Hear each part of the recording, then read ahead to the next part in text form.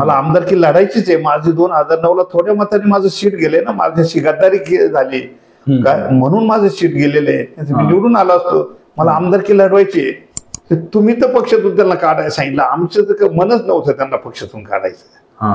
आणि मला म्हणलं एवढं एक लक्षात ठेवा फक्त तुम्ही, आता इथून पुढे कुणाचा पुतळा घालू नका. आणि मग ते हशा झाला, पुतळ्याची आठवण करून दिली. ते उदाहरण म्हणजे शिवाजी आढराव पाटील. काय त्यांनी गद्दारी केली, तर त्यांनी आता जर गद्दारी केली नसते ना, त्यांनी माननीय उद्धवजी ठाकरे साहेबांना जर सोडलं नसतं ना काय, तर ते आज खासदार असते.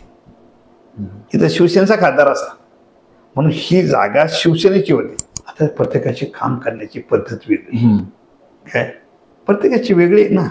आम्हाला उद्या आमचा जर आमदार झाला इथं, सगळ्या इच्छुकांना उमेदवारी मिळणार नाही.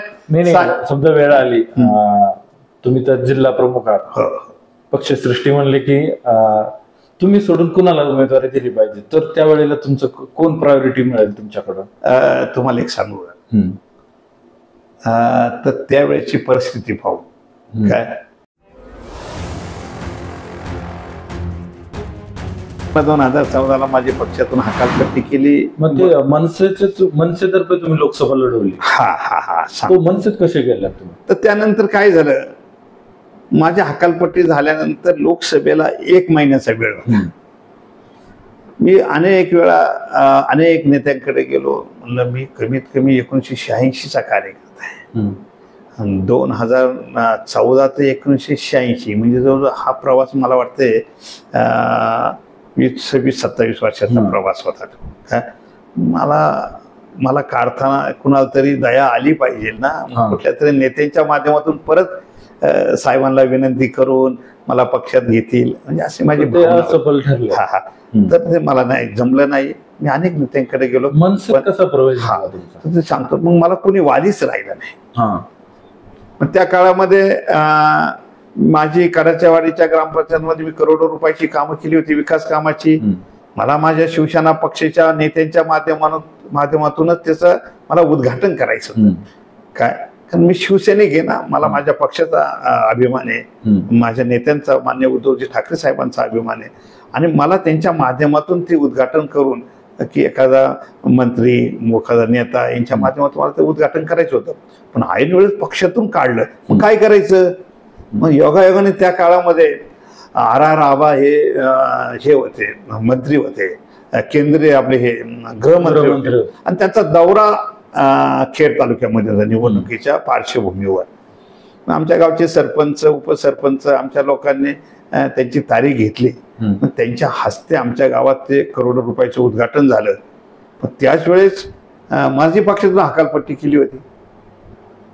तर मग RR आबा आमच्या त्या कार्यक्रमात मला म्हटले होते, मी ज्यावेळेस RR आबाच्या माध्यमातून ते उद्घाटन धरलं, अख्ख्या तालुक्याला वाटलं त्यावेळेस हे राष्ट्रवादीमध्ये प्रवेश करतील. परंतु मी एक निष्ठावंत, ठाकरे परिवारांना मानणारा, त्यांच्या विचाराला मानणारा, म्हणजे त्यांच्यासाठी काही करणारा मी कार्यकर्ता. मग RR आबांनी एवढं मला त्यांच्या भाषणामध्ये त्यांनी माझं 23 वेळा नाव घेतलं होतं. 23 वेळा. परंतु सगळ्यांना वाटलं. पण मी आबा म्हणले पवार साहेबांच्या तुम्ही मुंबईला प्रवेश घ्या, नाही तर खेड तालुक्यामध्ये मोठा कार्यक्रम घेऊन तुमचा प्रवेश घेतो, तुम्ही या आमच्याकडं. पण मी नकार दिला त्यांना. एक निष्ठावंत शिवसैनिक. हो. तो शिवसेनेपासून दूर राहिल्यावर तुम्हाला काय वाटलं? थोडं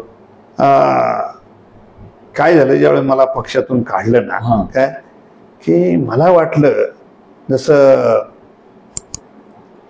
आपलं आई जशी लेकरापासून आहे ना, बाजूला जातं ना लेकरू, तिचं मुलगा, त्याची ताटातट होते ना, तर हे एवढं मोठं माझं नातं होतं काय पक्षाचं.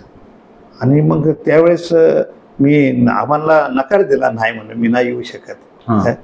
तर मग काय करायचं? मग काय करायचं? आपल्याला असं एकटं राहून चालणार आहे का? काय पण ठाकरे परिवाराची माझी विचाराची श्रद्धेची नाळ होती. आणि मग आता त्यावेळेस मनसे पक्षाचं काहीच नव्हतं इथं, काय नाही, शिल्लक म्हणजे मनसे अजिबात ताकद नाही, काय नाही. पण मी म्हणलं असं बांधा उभं राहण्यापेक्षा कुणाला तरी आधार घ्यावा. चला घरच्यांनी हुसकलं, मग मावशीक गेलो, म्हणजे राज ठाकरेकडे गेलो. काय ठाकरे आडनाव ना. हो. मला शिवसेनेत काय मनसेमध्ये काय, कारण दोन्ही ठाकरे नेते होते, ठाकरे ब्रँड होता, आणि म्हणून मी मनसेमध्ये गेलो. मनसेमध्ये गेल्यानंतर माझ्याबरोबर जुन्नरचे माजी आमदार शरददादा सोनवणे होते, ते त्या काळात उपजिल्हा प्रमुख होते. त्याचप्रमाणे त्यावेळेसचे आमचे शिवसेनेचे जिल्हा प्रमुख उमेश भाऊ चांदगुडे. ज्यावेळी माझ्यासारख्या कार्यकर्त्यावर अन्याय झाला त्यावेळेस ह्या कार्यकर्त्यांनी सुद्धा पक्ष सोडून दिला त्यांनी. आणि मग आम्ही गेल्यानंतर मग ज्यांनी माझी हकालपट्टी केली त्याच्याविरोधात मी दंड थोपटायचं ठरवलं. आणि मग राजसाहेबांकडे गेलो. राजसाहेबांची चर्चा झाली. विशेष म्हणजे मी 2000ला ज्यावेळेस तालुका प्रमुख झालो ना, त्यावेळेस मी राज ठाकरेंच्या माध्यमातून, त्यावेळेस म्हणजे राजसाहेब इकडलं काम पाहत होते शिवसेना पक्ष, त्यामुळे ते कनेक्शन म्हणजे राजेंद्र शिरोडकर त्यावेळेस संपर्क प्रमुख असायचे, आणि राजसाहेब ठाकरे यांना पुणे जिल्हा दिला होता. त्यावेळेस त्यांच्या माध्यमातून मला त्या काळामध्ये मी तालुका प्रमुखाचं पत्र मिळालं होतं. त्याच्यामुळे ते मला ओळखीचं होतं, माझं कामही त्यांना माहिती होतं. आणि मला जी मिळालेली 45,000 मतदान काय, तर ते 45,000 मतदान तर त्यांनी पाहिलं.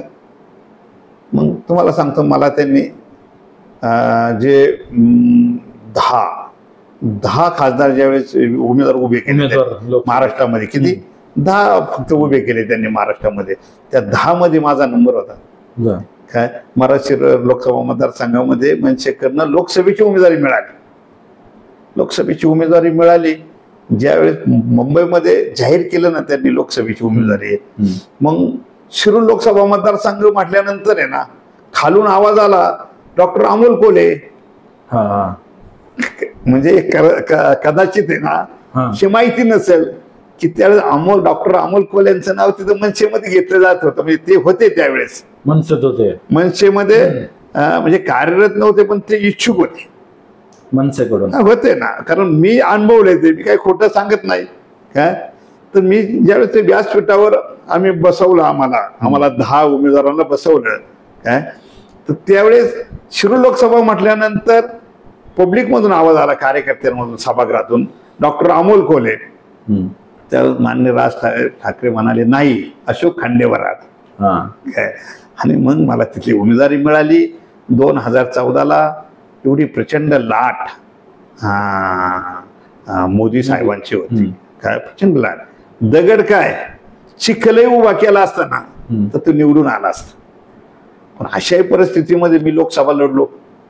पण त्या इलेक्शन मध्ये आढळराव जिंकले ना. मी सांगितलं ना, चिखल उभा केला असताना तरी सुद्धा निवडून आला असता. आढळरावच काय 2014ला फक्त फ्रेश नव्हते ना आढळराव, त्यांनी 4ला 9ला आणि 14ला, म्हणजे असं काही ते नवीन नव्हते. तुम्हाला एक सांगू का, हो काय झालं 2014, आता माझ्यासारखा कार्यकर्त्याची हाकालपट्टी केली. काय केल्यानंतर लोकांमध्ये ना द्वेष निर्माण चालू झाला ना कार्यकर्त्यांमध्ये, लोकांमध्ये. कारण मलाही 45,000 मतं मिळाली होती ना, मलाही 45,000 मतं मिळाली होती. लोकांमध्ये त्यांच्या बाबतीत आहे ना द्वेष निर्माण झाला होता. पण त्यांचंही काम त्यावेळेस जनमानसात त्यांचा ठसा तो चांगला होता, तर ते आपल्याकडे नाही म्हणून त्यांच्याबद्दल काय वाईट बोलणं, त्यापेक्षा वास्तविकता सांगितली पाहिजे काय. परंतु 2014 मध्ये मी प्रचारात कुठेही कमी पडलो नाही. 2000 लोकसभेच्या प्रचारात मी संपूर्ण 6 विधानसभा मतदारसंघामध्ये मी चांगला जातीने प्रचार केला. शेवटच्या टप्प्यात एकही मनसेचा कार्यकर्ता माझ्या बरोबर राहिला नाही काय. मी असा एकटाच पडलो काय.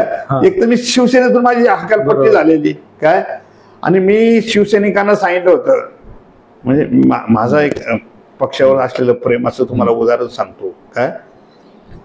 माझ्या जवळचे कार्यकर्ते काय की मी म्हणलं तर ते कुठेही आले असते, पण मी त्यांना सांगितलं होतं माझी हकालपट्टी झाली, मला आज ना उद्या परत मला पक्षात घेतील, तुम्ही पक्ष सोडू नका, माझ्या बरोबर तुम्ही येऊ नका.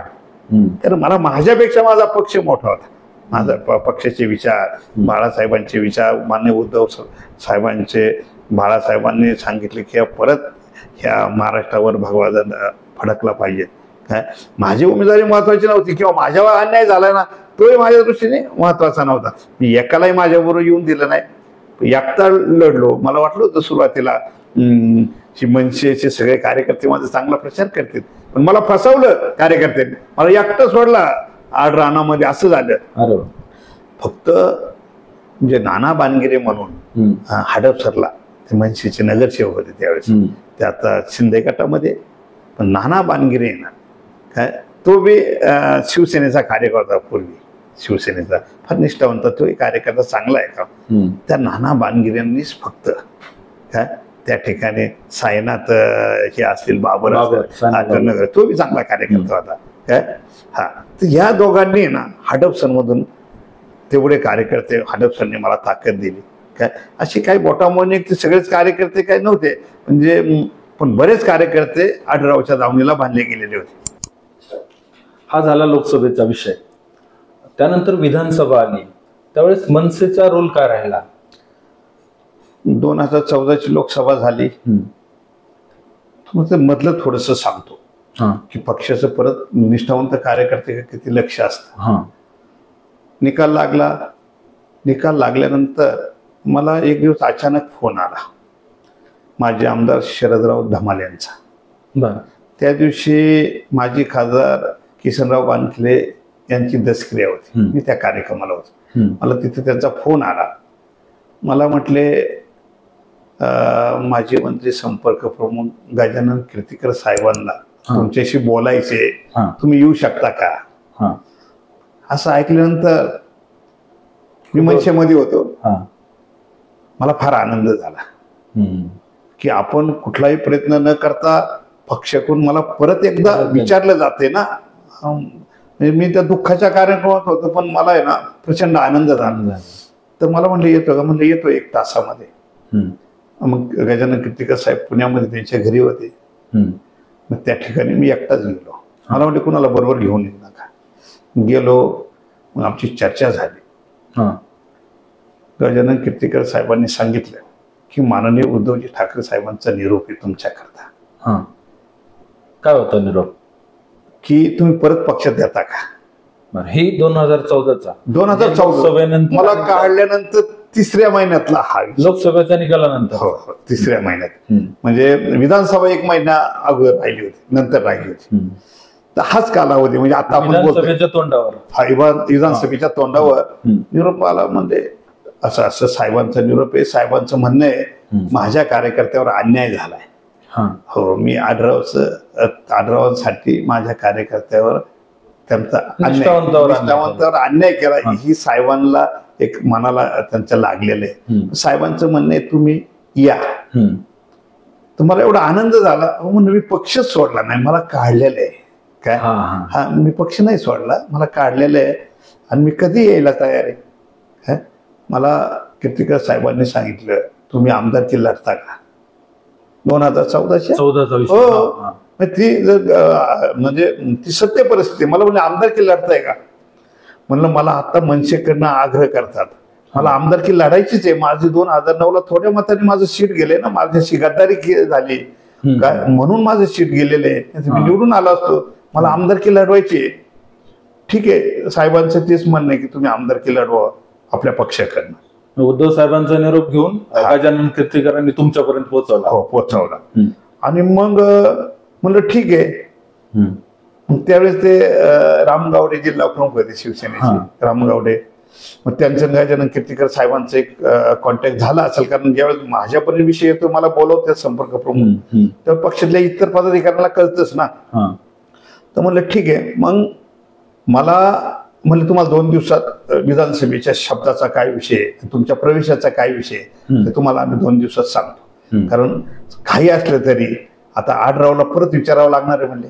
म्हणजे साहेबांची इच्छा असली तरी आढळरावला पण विचारूनच तुमचा प्रवेश करावा लागेल. त्यांना वाटलं होतं चला यांचा राग गेला असेल यांच्यावरचा, पक्षाला वाटलं. तर मग त्यांनी आढळरावला विचारलं अशोक खांडेवाराला आपण परत घेतोय, साहेबांची इच्छा आहे काय, त्यांच्यावर अन्याय झालाय, त्यांना परत घ्यायचे. ते म्हणले घ्या, पण इलेक्शन झाल्यावर घ्या. विधानसभा झाल्यावर? हा, विधानसभा झाल्यावर घ्या. आता नका घेऊ, आता माझा विरोध आहे. या विधानसभेची निवडणूक झाल्यानंतर घ्या. म्हणजे त्यांना मी आमदार झालोच नाही पाहिजे ही त्यांची भूमिका. नाही तर मी जर 2014ला जर तुम्ही आमदार होणं आणि त्यांना काय वेगळं काय? मी तुम्हाला सांगितलं ना की त्यांच्या समोर जे काही उमेदवार होते ना ते काही पक्षाचे निष्ठावंत नव्हते. आता सुरेश भाऊ आले ते काय पहिल्यापासून पक्षात नव्हते ना, ते काय ते कधी त्यांच्या आडरावप्रमाणे वागू शकतात, पक्षाप्रमाणे न वागण्यापेक्षा इथल्या स्थानिक खासदारासारखं ते राहू शकतात असं त्यांची विचारधारा असेल काहीतरी. तर मग म्हणले नाही त्यांना निवडणूक झाल्यावर घ्या, आता नाही. त्यांनी मला नकार दिला मला पक्षामध्ये घ्यायचा आणि मग माझा परत पक्षप्रवेश थांबला. तुम्ही म्हणजे तुमचा पक्ष म्हणजे शिवसेनेतला घरवापसी थांबली तेवढ्यापुरती. हो. विधानसभेच्या गणिताचं काय? विधानसभेची गणित मग त्यानंतर मला राजसाहेब ठाकरे म्हणले तुम्ही मनसेकडनं आता लढा इथं लोकसभा झाल्यानंतर म्हणजे तुम्ही आता विधानसभा लढवा. पण त्यानंतर इकडे सुरेश भाऊंची उमेदवारी जाहीर झाली शिवसेना पक्षाकडनं आणि लोकांचा कल घेता सगळे एकत्र आले. लोक म्हणत होते की 2009ला आपण जी चूक केली 3 उमेदवार उभं करून आता ती चूक करायची नाही. त्यावेळेस इथले विद्यमान आमदार दिलीपरावजी मोहिते पाटील यांच्या विरोधात आहे ना लोकांमध्ये थोडीशी संतापाची लाट होती. 2009 पासून होती. तो 3 उमेदवार उभे राहिल्यामुळे त्यांचा विजय झाला. पण ती संतापाची लाट आणि पक्षातले इतर पक्षातले बरेच लोक कार्यकर्ते पदाधिकारी एकत्र येऊन आपले अमोलदादा पवार वगैरे असे बरेच बाबा राक्षे असतील ही सगळी माणसं एकत्र येऊन 2014ला त्यांनी मूठ बांधली. मग त्यावेळेस सुरेश भाऊंनी मला विचारलं की आता तुम्ही मनसेत आहे, मग तुमचा उमेदवार राहील कोणी नाही कोणी, मग तुम्ही आम्हाला मदत कशी काय करणार, करायला पाहिजे मदत. सुरेश भाऊंनी विचारलं.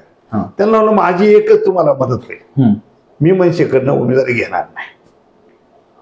मी मनसेकडनं उमेदवारी घेतली तर मला 45,000 मतं 2009ला. मी तुम्ही एकाच गावातले, याचा फटका तुम्हाला होईल, एकाच भागातले एकाच गावातले. म्हणलं तुम्हाला मदत म्हणजे शिवसेना पक्षाला मदत, आणि मला इथे शिवसेनेचा आमदार पाहिजे. म्हणजे कुठल्याही पक्षातून आला ना, पण मला इथं शिवसेनेचा आमदार. मी इकडे मनसे असलं तरी माझं जीव आणि सगळं प्रेमच शिवसेना पक्ष. आणि मग म्हणलं मग आम्ही समीर तिघड्यांना उमेदवारी दिली. पण म्हणलं मी असं आहे माझा स्वभाव, जिथं जाईल तिथं मी प्रामाणिक काम करतो. तो उमेदवार निवडून येऊ अगर नाही. मग तुमची शिवसेनेची घरवापसी कशी झाली? मग त्याच्यानंतर काय झालं, बरेच दिवस मग मी पण विषय सोडून दिला. काय निकालानंतर म्हणलं चला हाय त्या ठिकाणी. मला पश्चिम महाराष्ट्राचा प्रमुख करीत होते राज ठाकरे मनसेमध्ये. म्हणलं मला नाही पद घ्यायची, पण माझी एक अपेक्षा होती मला परत शिवसेनेत जायचं. काय माझी मनापासून भावना, पण मी प्रयत्न नाही केले. म्हणलं काय अनेक वेळा प्रयत्न केल्यात, पारतोंडात घास आलेल्या सुद्धा 2 वेळा माझा हे केले आडरावनी. काय आता यांची जेव्हा भावना फिरत त्यावेळेस पाहू. मग 2019ला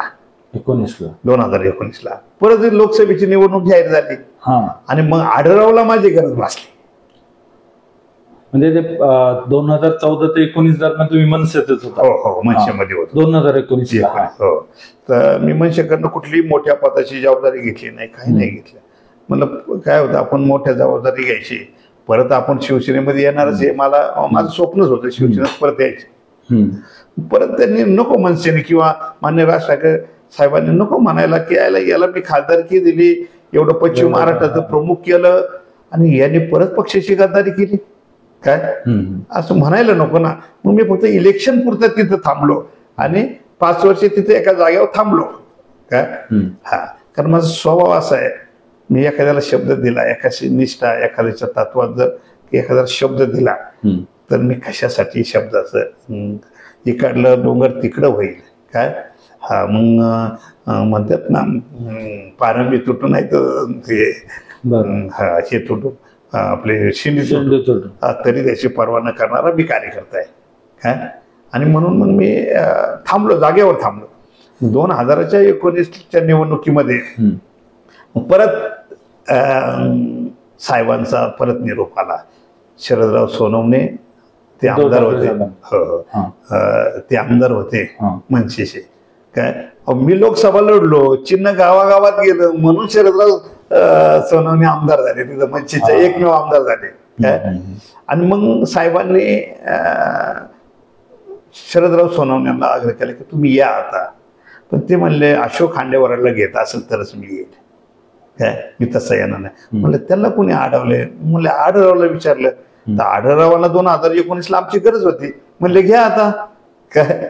आणि मग परत ज्यावेळेस 2019ला आढळरावच्या संमतीने मला असं वाटत नाही का 2019ला आढळरावांनीच 2 बंडखोर उभं केले तुमच्या विरोधात, बरोबर? तीच जर त्यांनी युक्ती लोकसभेच्या दृष्टीनं शरद सोनवणेंच्या माध्यमातून तुमच्यावर लढवली असं वाटत नाही का लढवली असू शकते?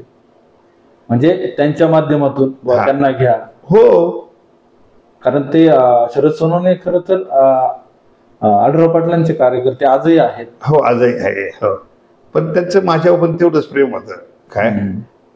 कारण त्यांनी मला ज्यावेळेस मी 2009ला उभं राहिलो होतो त्यावेळेस ते उपजिल्हा प्रमुख होते, मी पण उपजिल्हा प्रमुख होते. माझे त्याचे फार संबंध नव्हते, पण आमची एकदा भेट झाली. मग त्या निवडणुकीमध्ये मला ऐन वेळेस पैसे कमी पडले होते निवडणुकीला, त्यांनी मदत केली. मी त्यांच्याकडे शब्द टाकला. ते एक दिवस माझ्या प्रचाराला आले, शब्द टाकला. त्यांनी मला आहे ना, मी त्यांच्याकडून त्या काळामध्ये 20 लाख रुपये उसने घेतले होते. त्यावेळेला उसने घेतले म्हणजे 2009. हो, 9ला शेवटच्या टप्प्यात काय बूथ वाटायच्या टप्प्यामध्ये मला पैशाची कमतरता भासली. माझ्याकडे पैसे नव्हते, संपले होते पैसे. म्हणजे प्रचारात काय मी काय फार गडगंज नव्हतो पैशानी, तरी सुद्धा मी 45,000 सगळ्यांना तोंड देऊन. त्यावेळेस शरदराव सोनवणेंनी मला 20 लाख रुपये मी त्यांच्याकडून उसने घेतले परतीच्या ह्याच्यावर. नाही, 2019ला आढळरावांना लोकसभा लढवायची होती तुम्हाला, त्यांनी मग त्याच्यामुळे शरदराव सोनवणे ना आढळराव त्यांच्यासाठी प्रवेश करीत होता काय. त्यांच्यासाठी. पण आढळराव पण म्हणले असं ना आता अशोकरावला घ्या त्यांच्या मदतीसाठी. आढळरावनी त्याला हे केलं असं. मग माझ्या बरोबर रामदास आबा धनोटे पण इकडेच होते, त्यांनी पण प्रवेश केला. मग आम्ही सगळ्यांनी माननीय उद्धवजी ठाकरे साहेबांच्या उपस्थितीत आमचा प्रवेश झाला. पण प्रवेश झाल्यानंतर तिथला डायलॉग सांगतो तुम्हाला. आम्ही सगळे बसलो होतो काय. आढळराव पाटील वगैरे होते. आढळरावने बोलता बोलता काय म्हणले साहेबांना, म्हणले अशोकराव 5 वर्ष बाहेर होते, पण आपल्या पक्षाच्या विरोधात आणि माझ्या विरोधात म्हणजे 5 वर्षात काही वाईट बोलले नाही, कधीच नाही कुठं बोलले. आणि मग उद्धव साहेब त्यांना स्पष्ट म्हणले तुम्ही तर पक्षातून त्यांना काढायला सांगितलं, आमचं तर मनच नव्हतं त्यांना पक्षातून काढायचं. आणि मला म्हणलं एवढं एक लक्षात ठेवा फक्त तुम्ही, आता इथून पुढे कोणाचा पुतळा घालू नका. आणि मग ते हशा झाला, तिथे पुतळ्याची आठवण करून दिली, पुतळ्याची आठवण करून दिली. ते 2019च्या विधानसभेनंतर. हो, 2000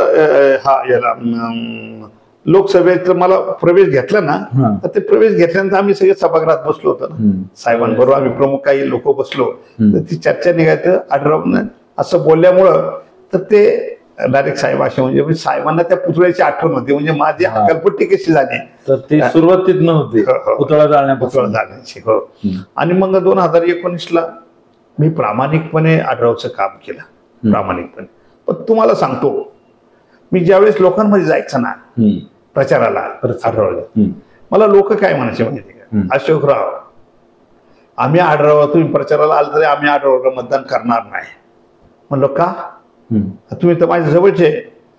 म्हणले आम्ही विसरणार नाही, तुमच्यावर अन्याय त्या माणसाने केलाय, तुम्ही विसरले म्हणले, तुम्ही पक्षासाठी विसरले, पण आम्ही विसरणार नाही, आम्ही आढळरावच्या विरोधात मतदान करणार. म्हणजे एखादा माणूस जर चुकीचा वागला ना, एखाद्या निष्ठावंत कार्यकर्त्याला जर हे करायला लागला ना, तिचा अन्याय केला ना, तर समाज आहे ना, समाजाला कधी सहन होत नाही तुम्हाला. आणि मग आढळराव म्हणजे कोले काय असे सहजासहजी ते हे अभिनेता आहे वगैरे अमके तमके असं काय ह्या अंगाने ते निवडून नाही आले. त्याला अनेक कारण आहे. माझ्यासारख्या अनेक कार्यकर्त्यावर आढळरावनी ही पाळी आणलेली होती. काय मला स्वतः लोक म्हणले आम्ही मतदान नाही करणार, तुम्ही किती प्रचाराला या. काय म्हणजे 27,000 ते पडले, म्हणजे 58,000 पडले. मग त्यांना जरा निम्मीच मतं पाहिजे ना, दोघेच होते ना उभे. काय 27-28,000 मतं. काय असं जर पब्लिक मध्ये सूर आला, काय 2019ला त्यांच्या कर्माने त्यांचा पराभव झाला. 2019 त्यांच्या कर्माने झाला, नाही ते पडले नसते. काय आलो आपण आता 2014ला, काय 2024ला. आता हा 24चा जो आताची निवडणूक झाली, काय आता आघाडी झाली. ह्या ठिकाणी त्यांचा खासदार म्हणजे शरदचंद्रजी पवार साहेबांचा खासदार म्हणून इथं कोल्हे साहेबांना उमेदवारी दिली. पण तुम्हाला सांगतो ही जागा शिवसेनेची होती. 15 वर्षे इथं शिवसेनेचा खासदार होता. काय त्या खासदारांच्या चुकीच्या मुळे 2019ला त्यांचा पराभव झाला. आणि ते काय फार मतांनी झालाय असं काय नाही. त्यांना 27-28,000 मतं पाहिजे होती. काय त्याचं चांगले वागले असते कार्यकर्त्यांशी, कार्यकर्ता संपवायचं काम त्यांनी केलं नसतं. त्या मधल्या पिरियडमध्ये त्यांनी किती जणांना संपवलं मी तुम्हाला सांगतो ना. आता रामदास ठाकरेंची हकालपट्टी केली, ती आशाताई बुचकेंची हकालपट्टी केली, इकडं याची राम गावड्यांना पक्षातून बाजूला केलं. म्हणजे अनेक लहान मोठ्या कार्यकर्त्यांची हकालपट्टी केली. याचा इफेक्ट आहे ना काय त्यांना त्यावेळी झाला 2019च्या लोकसभेत. त्या याच्यामध्ये इफेक्ट झाला. म्हणजे त्यांनी त्याला बाजूला केलं होतं ना सगळं. काय हा इफेक्ट झाला नाही तर पडले नसते, पण ते हवेत होते. त्यांना वाटलं चला 2014ला मोदी साहेबांची लाट, आणि आता 2019ला तर मोदी साहेब म्हटल्यात की आपले एवढे निवडून येणार, आपण सहज निवडून येणार. काय ही त्यांची भूमिका होती. म्हणून त्यांनी दुर्लक्ष केलं. आणि हा त्यांना दुसऱ्याचं राजकारणाचं, चांगल्या कार्यकर्त्याचं राजकारण संपवायला गेलं. पूर्वी आपण म्हणायचं बापाने जर चूक केली, काय म्हणजे एखाद्याने चूक केली तर त्याला पुढच्या जन्मामध्ये पुढच्या पिढीला त्याला हे करावं लागतं, त्याचा इफेक्ट होतो. आज तसं नाही. जो करीन ना चूक त्यालाच भोगावं लागतं. ते उदाहरण म्हणजे शिवाजी आढळराव पाटील. काय त्यांनी गद्दारी केली. तर त्यांनी आता जर गद्दारी केली नसती ना, त्यांनी माननीय उद्धवजी ठाकरे साहेबांना जर सोडलं नसतं ना, काय तर ते आज खासदार असते. इथं शिवसेनेचा खासदार असता. म्हणून ही जागा शिवसेनेची होती. पण विद्यमान खासदार आज शरदचंद्रजी पवार साहेब गटाकडे होतं. त्यामुळे पक्षश्रेष्ठींनी त्यांना संधी दिली. लोकसभेचा विजय गुलाल तुम्ही उधळला 2024चा. अमोल कोल्हे दुसऱ्यांदा खासदार झाले. खरं तर महाविकास आघाडी घटक पक्ष असतील, मग शरदचंद्र पवार गट असेल, उद्धव ठाकरे गट असेल आणि काँग्रेस, आम आदमी पार्टी, तुम्ही सगळ्यांनी एक होऊन खरं तर हा विजय गुलाल उधळलाय तुम्ही. पण आता ही जागा राष्ट्रवादीला आहे. आपण विधानसभेपर्यंत येऊया, विधानसभेच्या जागेबाबत चर्चा करूया. ही जागा विधानसभेत जागा तर राष्ट्रवादीच्या वाट्याला आहे. आणि शिवसेना, तुम्ही तर दावा करताय तुम्ही 7 इच्छुक उमेदवारांची घोषणा केली. ते कुठल्या बेसवर केली? तुम्हाला सांगतो, मी आत्ताच सांगितलं. 1999ला शिवसेनेचा उमेदवार 2 नंबरला होता.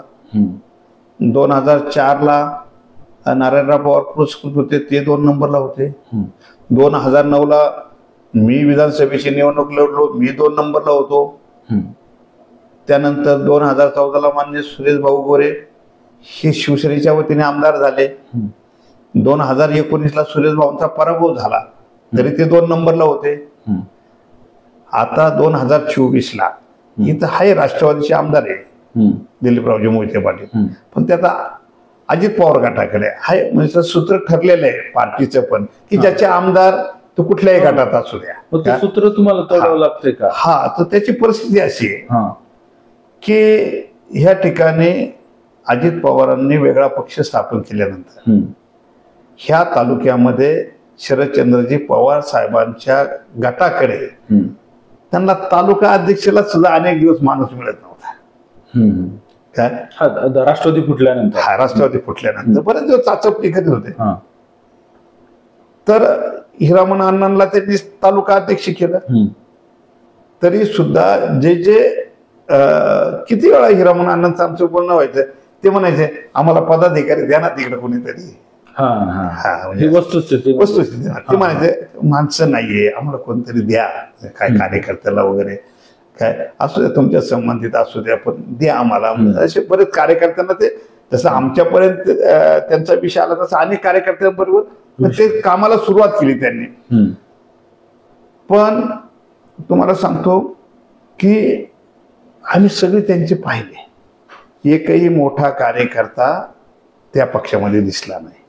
काय माननीय मग आमचे सुधीरभाऊ मुंगशांनी शरदचंद्र पवार साहेब गटाकडे प्रवेश केल्यानंतर त्यांनी बैलगाडीची मोठी शर्यत घेतली. ज्यावेळेस पवार साहेब आले ना तिथे उद्घाटनाला, साहेब केसरी, साहेब केसरी, त्यावेळेस व्यासपीठावर तालुक्याचाच नव्हे त्यांच्या भागातून सुद्धा असा मोठा कार्यकर्ता त्या व्यासपीठावर नव्हता.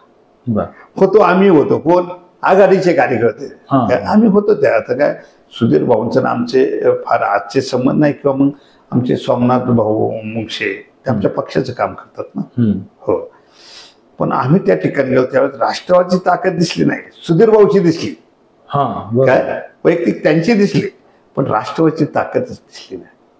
मग आता ही निवडणूक डिक्लेअर झाल्यानंतर सुरुवातीला अजिबात राष्ट्रवादीचे 25 सुद्धा कार्यकर्ते नव्हते. लोकसभा जाहीर झाली, लोकसभा जाहीर झाली. हा टोटली ज्यावेळेस पहिला दौरा झाला ना कोल्हे साहेबांचा, निवडणुकीचा उमेदवारी अर्ज भरण्याच्या अगोदर पहिला आमच्या गटामध्ये त्यांचा पहिला दौरा झाला. म्हणजे आम्ही कुरुळीपासून सुरुवात केली, कुरुळी, निगुजे, मुई वगैरे, चिंबरी, केळगाव, मरकळपर्यंत तो दौरा केला ना. तर त्याच्यामध्ये 95% हे शिवसैनिक होते. शिवसैनिकांनी पहिला दौरा सक्सेस केला.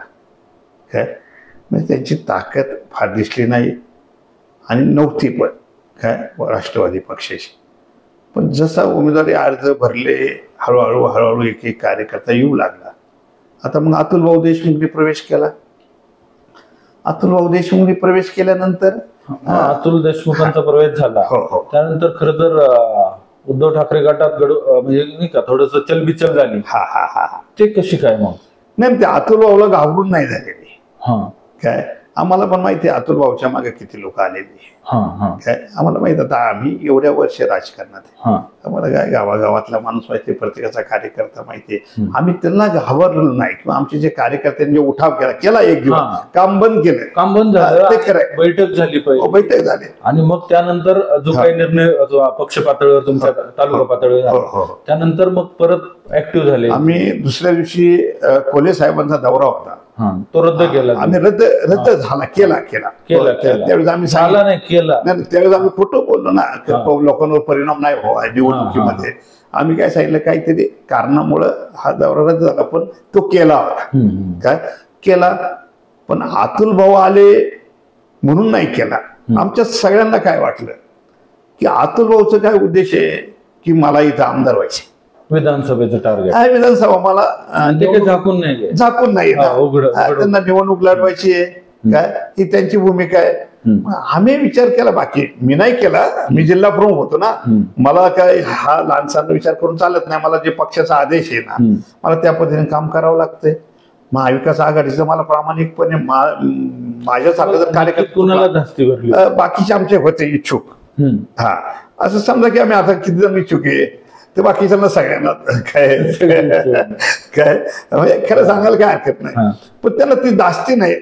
धास्ती काय बसली की ज्या अर्थी अतुल भाऊ इकडे आला, म्हणजे त्यांना शरदचंद्र पवार साहेबांनी शब्द दिलाय का, शब्दाची धास्ती होती, अतुल भाऊची नाही धास्ती. मी तर त्यावेळेस म्हणलं, सरळ म्हणलं, अतुल भाऊच काय दिलीपराव मोहिते आले तरी त्यांना घ्या म्हणलं. बरोबर. काय आम्ही तसं काय नाही, मग काय पक्षाला माहिती कुणाची ताकद आहे काय, तर तसं काय अशी धास्ती वस्ती नव्हती. परंतु ज्या वेळेस आम्हाला वाटलं पवार साहेबांनी यांना शब्द दिला असेल काय की तुम्हाला आम्ही आमदारकीचे उमेदवारी देतो, त्या शब्दाने हे आले असणार, कारण भारतीय जनता पार्टीमध्ये एवढं त्यांची किंमत होती काय. आणि सत्तेत असलेला पक्ष, मोदी साहेब म्हणले होते 400 पार आहे काय, वातावरण तसंच होतं काय, सगळ्या गोष्टी असतात ना. यांनी पक्ष बदलायचा अर्थ त्यांना शब्द मिळला. शब्द तुम्ही म्हणता शब्द मिळालेला नसेल काय, पण त्यांची आत्ताची तयारी पाहून तर वाटतं की शब्द मिळालेला असेल. आता मी त्याच्यावर पण मी जिल्हा प्रमुख आहे पक्षाचा, शिवसेना उद्धव बाळासाहेब ठाकरे पक्षाचा जिल्हा प्रमुख आहे.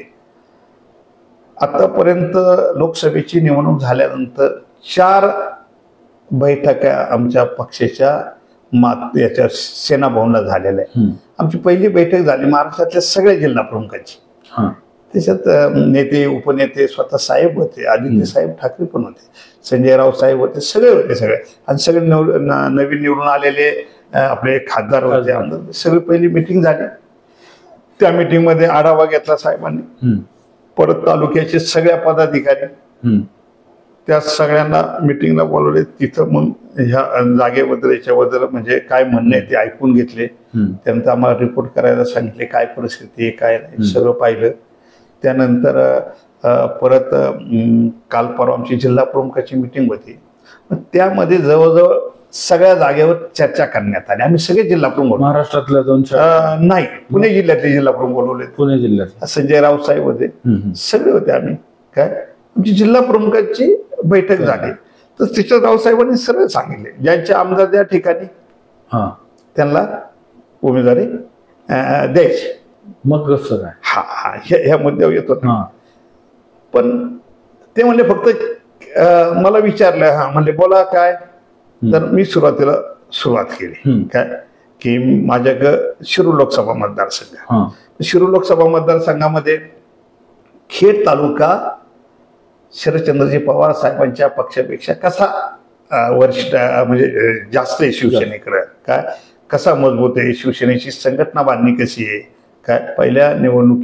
पहिल्या साहेबांच्या मिटिंगमध्ये आमच्याकडे रिपोर्ट मागितला होता. त्याच रिपोर्टमध्ये मी इथल्या तालुक्याची परिस्थिती काय आहे, आमचे प्रत्येक गावागावात शाखा प्रमुख आहे त्याची यादी पाठवली.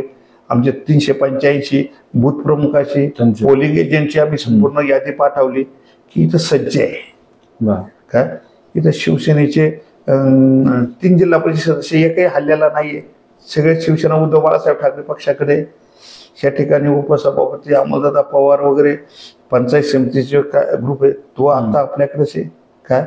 आणि हे सगळं पाहता मी सांगितलं की खेड आळंदी विधानसभा मतदारसंघात मग 1999 पासून तो इथं मी त्यांना ते सांगितलं की शिवसेना इथं 2 नंबरला आहे काय. आणि मग ही जागा खेड आळंदी विधानसभा मतदारसंघ ह्या शिवसेना उद्धव बाळासाहेब ठाकरे पक्षाला मिळला पाहिजे. तर मग चर्चेतून मग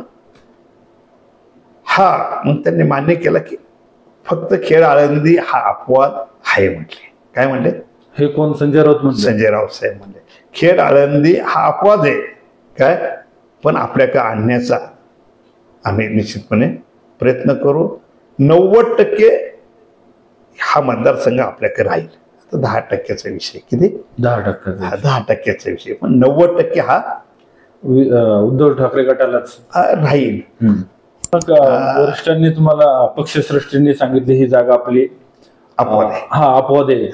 मग हे इच्छुकांची संख्या वाढली का तुमच्या? त्याच्या अगोदरच इच्छुकांची संख्या वाढली. त्याच्या अगोदर आपली पत्रकार परिषद झाली होती, त्याच्यानंतर ही माझी मिटिंग झाली. इच्छुकांची संख्या 7 इच्छुकांमध्ये मग काय झालं, इच्छुक तर आमचे सगळे 7 पहिल्यापासूनच होते. पण जे त्याच्यातले 5 होते 5 जे इच्छुक आहे काय 2-5 4 जणांचं 5-4 काय म्हणजे मी स्वतः काय. आता मला 45,000 मतं मिळाली काय. मी तुम्हाला सांगतो शाखा प्रमुखापासून तर जिल्हा प्रमुख पर्यंत आणि सहसंपर्क प्रमुखाचं सुद्धा मला पद मिळालं होतं. मी ते सांगायचं विसरलो की मी सहसंपर्क प्रमुख सुद्धा पदावर काम केलेलं आहे. आणि तसं माझा तसा अधिकारच आहे आत्ता जरी उभरायचं, कारण मला माझे 2009ला माझ्याशी हे झाली गद्दारी झाली त्याच्यामुळे. आणि मी राबलोय प्रचंड काय. माझ्याबरोबरचे अनेक थकल्यात काय, बरेच थकले. पण मी आता अभिमानाने मी सांगतोय दिलीपराव मोहिते आणि मी आमच्या दोघांचा जेवढा प्रवास आहे ना तालुक्यात तेवढा कुणाचाच नाही आजवर. आजच्या राजकारणात म्हणजे आजच्या सगळ्या पक्षाच्या कार्यकर्त्यांमध्ये काय इच्छुक असेल किंवा जे इच्छुक नसतील कोणी पदावर असतील, आम्ही दोघांनी जेवढा प्रवास केलाय फक्त माझा प्रवास सत्तेच्या मार्गावरचा होता, त्यांचा कशा वेळी नाही मी सांगू शकत काय, पण आम्ही जास्त प्रवास केला. तर त्याच्यामध्ये आणि मग ही जी आम्ही शिवाजीराव वरपे इच्छुक आहे, रामदासाबा धनोटे इच्छुक आहे, विजयाताई शिंदेलाही वाटलं, ते मध्ये मध्ये असा आवाज निघाला होता की एखाद्या वेळी इथं महिला देतात का काय काय, आणि म्हणून त्यांना वाटतं जर कधी महिला जर निघाली तर मला इच्छुक व्हायला काय हरकत नाही, मी पण अख्खा आयुष्य घालवले काय, त्या इच्छुक झाल्या. अमोलदादा आणि बाबाजी काळे यांनी तर जाहीर सांगितलं की आम्ही इच्छुक आहे, ते बरेच दिवस झाले सांगतात काय, पण आम्ही पक्षाच्या शिस्तीतली माणसे, कधी इच्छुक व्हायचं. आता कसं होतं, गाजावाजा अमकं तमकं करणं, हे करणं ते करणं, ज्या माणसांची पूर्णतः ओळख नसते त्यांना एक थोडंसं लोकांच्या समोर यायला, अख्ख्या तालुक्यामध्ये काहीतरी उपक्रम राबवावा लागतो ना, म्हणून त्यांची जास्त चर्चा झाली. लोकांना वाटलं हे दोघं जणच इच्छुक आहे काय. आता संजीव भाऊ म्हणला मी जिल्हा परिषद मध्ये मी चांगलं काम केलंय, सगळे इच्छुक असले की माझी पण भावना आहे ना, मलाही आमदार झालं पाहिजे काय काय, म्हणून ते पण असे आमचे 7 इच्छुक झाले. पण तुम्हाला सांगतो 7 जणांची नाव आल्यानंतर अजून 2-4 जण म्हणल्या, मग आमची का नाही नावं घेतली. आता कोण अजून, आता नावच नको घ्यायला काय, उगाच काय होतंय, नावं नको घ्यायला. 2-4 जण म्हणले, त्यांना म्हणलं तुमची बारी पुढच्या वेळेस काय, पुढच्या वेळेस तुम्ही इच्छुक. आता एका सगळ्या इच्छुकांना उमेदवारी मिळणार नाही. समजा वेळ आली, तुम्ही तर जिल्हा प्रमुख आहात, पक्षश्रेष्ठी म्हणले की तुम्ही सोडून कुणाला उमेदवारी दिली पाहिजे, तर त्यावेळेला तुमचं कोण प्रायोरिटी मिळेल तुमच्याकडं? तुम्हाला एक सांगू तर त्यावेळेची परिस्थिती पाहू काय, तर मी तर आग्रह करणार मला उमेदवारी मिळायला पाहिजे, कारण माझा मान आहे, माझा अधिकार आहे, माझे कष्ट आहे, माझी निष्ठा आहे, माझा अन्याय पण झालाय. या सगळ्या गोष्टी जर पाहिल्या आणि अजूनही असं कुठं डाग नाही आमच्यावर की आम्ही कुणाला त्रास दिलाय, कुणाचे पैसे बुडवले, बाकी लोकांना त्रास दिलाय, किंवा मग समाजात असं कुणा दमदाटी दिली काय स्वार्थासाठी काय, की असं माझ्या कुठला डाग नाहीये काय. त्याच्यामुळं मी हक्काने एक व्हाईट हे म्हणतो ना हे, तर अशा पद्धतीने निष्कलंक काय, निष्कलंक म्हणून माझ्याकडे तालुकाही पाहतोय, मी खात्रीने सांगतो की मी निष्कलंक आहे काय. दिलीप मोहितेंचे प्रचार प्रमुख होता, हो, त्यांना नारायणराव पवारांचे पण प्रचाराची धुरा सांभाळली, हो हो, सुरेश भाऊ गोरेंना पण तुम्ही मदत केली. हो. मी आता सुरेश भाऊंचा पूर्ण 2019ला जबाबदारी घेतली होती प्रचाराची, त्याचे पण केले. हो केली ना, मी अनेकांना अंगावर घेतलं. आता कोल्हे साहेबांच्या प्रचारात सुद्धा तुम्ही पाहिलं असेल, आढळरावला या मतदारसंघामध्ये एकमेव मीच अंगावर घेतला काय. त्या सगळ्या भूमिका, चाकणची सभा झाली ना, पोलिसांचा रिपोर्ट आहे, अशोकराव खांडेवर तुमचं भाषण झाल्यानंतरच वातावरण फिरलं, असं त्यांचा रिपोर्ट आहे. एवढं तुम्ही दिलीप मोहिते, नारायण पवार आणि सुरेश गोरे यांच्या प्रचाराची त्यावेळी धुरा सांभाळली. मग आता एवढं सगळं 3 मोठ्या दिग्गजांच्या तुम्ही प्रचाराच्या धुरा सांभाळल्या, आता तुमच्या खाली असं काय वाटतं की कुठली कामं बाकी आहे, किंवा तुमच्या डोक्यात काय व्हिजन आहे? आता पहा, आता मी कालही पत्रकार परिषदेमध्ये सगळे विषय घेतले नाही मी काय. तर चाकणच्या वाहतुकीचा प्रश्न काय अत्यंत महत्वाचा आहे. आपल्याला वाटतं नुसती गर्दी झाली, आपण थांबलो, पण त्यापासून लोकांचं किती नुकसान आहे काय. आज MIDC मध्ये कामाला जाताना कामगाराला वेळेवर जाता येत नाही, कंपनीचे कच्चा माल पक्का माल वेळेवर पोचला जात नाही, त्यामुळे कंपन्या सुद्धा उद्याच्या काळामध्ये आत्ताही काही कंपन्या गुजरात इकडं तिकडं गेलेल्या आहे काय, काही युनिट MIDCतून गेलेले काय. याचं सगळं कारण आहे वाहतुकीचा प्रश्न. रस्ते नाही ना, रस्त्याचे जाळे नाही, रस्त्यावर अतिक्रमण आहे काय. त्याच्यामुळं ह्या भागात उद्याच्या काळामध्ये मला जगातला एका MIDCचा मला ते आठवत नाही, त्या MIDCचं किंवा त्या कुठल्या देशात घडलं ते आठवत नाही, पण अशीच एकदम विकासाला आलेली MIDC तुम्हाला सांगतो की आज तिथं स्मशानभूमी झालेली. काय झाली? स्मशानभूमी झालेली त्या देशामध्ये. त्या औद्योगिक वसाहतीची एकही कंपनी त्याची शिल्लक नाही. तर असे जे प्रश्न आहे कारण इथल्या कंपनीमुळं इथल्या औद्योगिक वसाहतीमुळं आपल्या काही इथं विकास किंवा लोकांना हाताला काम मिळाले. देशातल्या प्रत्येक राज्यातली माणसं कामाला आहे. इथल्या स्थानिकांच्या हाताला कामगार मिळाले. आज पूर्वी असं होतं कौलं बदलता येत नव्हती लोकांना. आज त्याची 10-10 मजली बंगले घरे काय हा हे धोतं कशाचे ह्या औद्योगिक वसाहतीच्या विकासाचं धोतं की काय. ज्यावेळेस शिवसेना भाजपचं सरकार आला त्यावेळेस आमच्या शिवसेनेचे मुख्यमंत्री होते मनोहर जोशी साहेब. त्यावेळेस लीलाजी डाके साहेब आहे ना ते उद्योग मंत्री होते. ह्या चाकणमध्ये पहिली आहे ना कुणी काय सांगत असतात काय मी क्रॉस करत नाही पण औद्योगिक वसाहत आणली इथली MIDC आणली ना ती शिवसेनेने आणली डाके त्यावेळेस. तरीही रोजगाराचा विषय गंभीर आहे ना आपल्याला. हा रोजगाराचा विषय गंभीर आहे. हा रोजगाराच्या विषय आहे ना मी कायमच भूमिपुत्रांच्या पाठीमागे तुम्हाला सांगतो. मी तुम्हाला सांगतो मी एक साधारण हा 2007-08चा कालावधी असेल किंवा 6 असेल. मी MIDC मध्ये दांडका मोर्चा आहे ना जाहीर केला होता. दांडका मोर्चा म्हणजे हातामध्ये ना खोऱ्याचं दांड घेऊनच मोर्चा काढायचा. 1000 लोकांना दांडे बिडे बनवून त्या मोर्चाची मी सुरुवात केली होती. काय तो आगळा वेगळा मोर्चा होता. माझा तो मोर्चा थांबवला काय तर हा वेगळाच होता ना एक दहशत निर्माण होईल असं. पण मला ते भूमिपुत्रांसाठी करायचं होतं. इथल्या स्थानिकांना हाताला काम मिळलं पाहिजे. आज आपली पोरं एवढी शिकलेली आहे काय फार ग्रॅज्युएट झालेली पोरं सुद्धा काय फार वकील डॉक्टर सुद्धा आहे ना काय त्यांच्या हाताला काम नाही आता. अशी परिस्थिती म्हणजे इथल्या लोकांना काम मिळलं पाहिजे ही भूमिका उद्याच्या काळामध्ये ना हे लावून धरणारा मी तर माझ्या जीवनामध्ये लावूनच धरणार आहे. काय हे प्रश्न अनेक प्रश्न आहे. बायपास सुद्धा काढल्यात. एवढे मोठे मोठे मोठे रस्ते 1-1 तासाने गाडी जाते किती. हा आणि इथं गरज आहे ना रस्त्याची. ह्या MIDC मध्ये रस्ते नसले तर थांबणार नाही इथं कंपन्यावाले. आपलं नुकसान होणार ना आपल्या भागाचं. जिथं गरज आहे तिथं शासन करत नाही. उद्याच्या काळामध्ये तो आमचा महत्वाचा प्रश्न आहे. नाही तो असेल तर मागच्या काही काळात खासदार म्हणून तर अमोल कोल्हेच होते. मग काय ह्याच्याकडे कसं बघ ऐका ना आता प्रत्येकाची काम करण्याची पद्धत वेगळी काय प्रत्येकाची वेगळी आहे ना. आम्हाला आमचा जर आमदार झाला इथं शिवसेना पक्षाचा काय तर आम्ही उद्याच्या काळामध्ये ही भूमिका पुढं जर माझ्यासारखा निष्ठावंत जर आमदार झाला ना काय तुम्हाला सांगतो काय नाही लोकांचा प्रश्न आणि पक्ष काय पक्षाचे विचार आणि लोकांचे प्रश्न हाच माझ्या पुढं. मग मी मध्यंतरच्या काळामध्ये मी आपल्या पश्चिम भागामध्ये आदिवासी पट्ट्यामध्ये दौरा केला. आजही त्या लोकांची तिथली परिस्थिती पाहिली ना काय.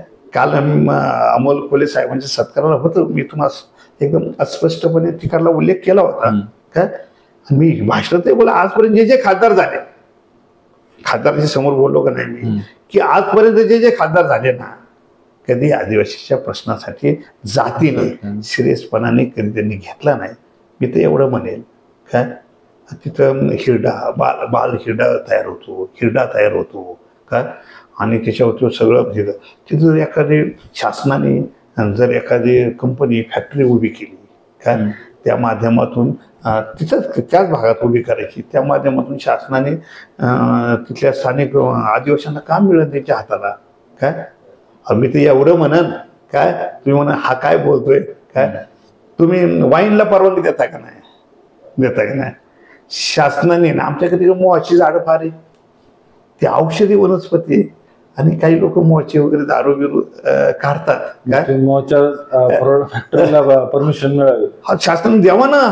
ती एक आरोग्यदायक जसं वाईनला देता ना काय त्यांना द्या ना परवानगी. श्रीमंत होते ना आमचे आदिवासी काय दारू नाही का या देशामध्ये आहे ना. मग त्या मोहाच्या दारूला द्या ना परवानगी. एवढी झाडे आपल्या भागामध्ये ते औषधी आहे ते शरीराला अजिबात असे नाही हानिकारक नाही. का नको असे उद्योगाला थोडी चालना द्यायला. ते लोकप्रतिनिधींनी ही विषय संसदेत इथे विधानसभेमध्ये विधिमंडळामध्ये हे मांडले पाहिजे काय. केंद्र सरकारच्या माध्यमातून करा शासनाच्या माध्यमातून करा. केंद्र शासनाच्या माध्यमातून होत असतं तर खासदारांनी बोललं पाहिजे. राज्य शासनाच्या माध्यमातून होत असतं तर विद्यमान आमदारांनी बोललं पाहिजे ना काय. सांगा बरं काय ही परिस्थिती आहे. 3-3, 4-4 धरणं आपल्याकडे काय.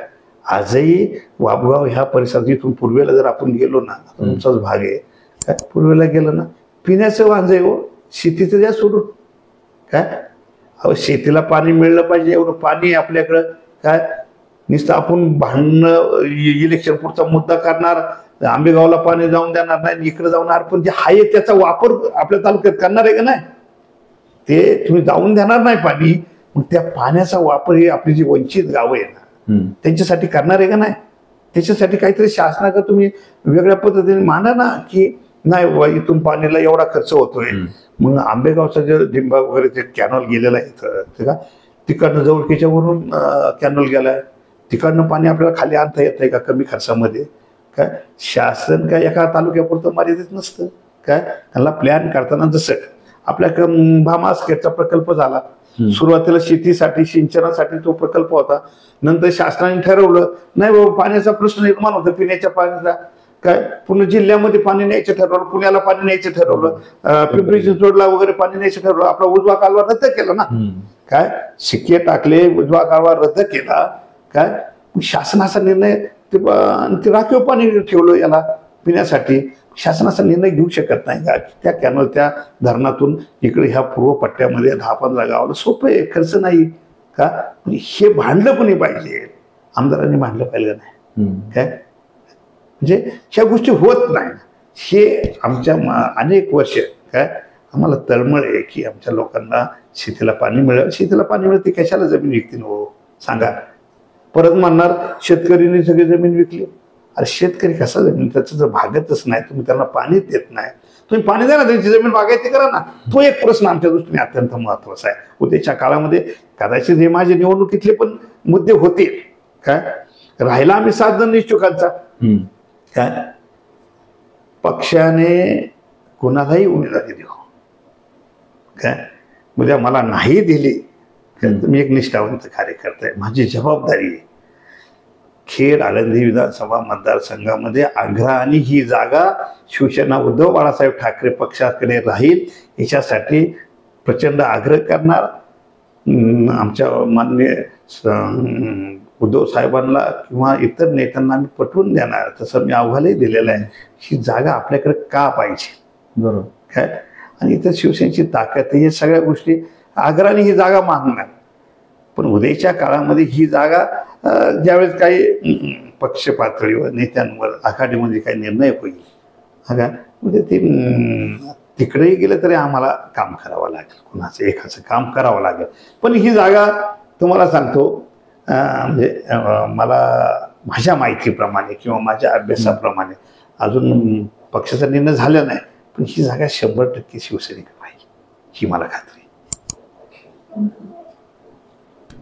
आपल्यासोबत होते शिवसेना उद्धव बाळासाहेब ठाकरे गटाचे जिल्हा प्रमुख अशोक खांडेबराड यांनी. खरं तर 1999 पासून ते 2024 पर्यंत खेड आळंदी विधानसभा मतदारसंघामध्ये शिवसेनेचं वजन, शिवसेनेची ताकद याची माहिती देत ही जागा खेड आळंदी विधानसभेत जागा खात्रीलायकरित्या शिवसेनेलाच राहील आणि शिवसेना राहून ती जागा विजयी कशी होईल या संदर्भात त्यांनी निर्धार केला आहे.